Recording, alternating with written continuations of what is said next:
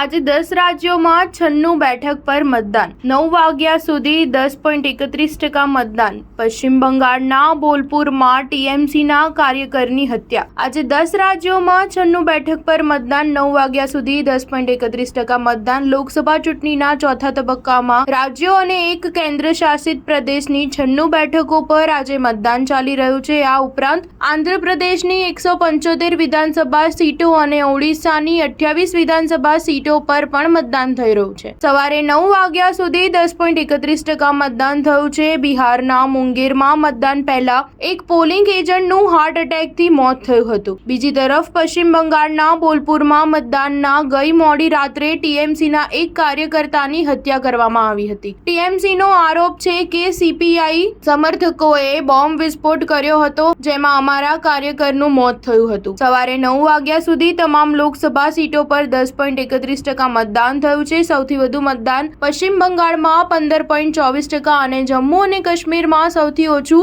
5.07% થયું। આ સિવાય આંધ્રપ્રદેશમાં 9.21% અને ઓડિશામાં 9.25% મતદાન થયું છે। ચૂંટણી પંચના જણાવ્યા અનુસાર ચૂંટણીના ચોથા તબક્કામાં કુલ 1717 ઉમેદવારો મેદાનમાં છે, જેમાંથી 1540 પુરુષ અને 170 મહિલા ઉમેદવારો છે। આમાં મહિલાઓ માત્ર 10% છે।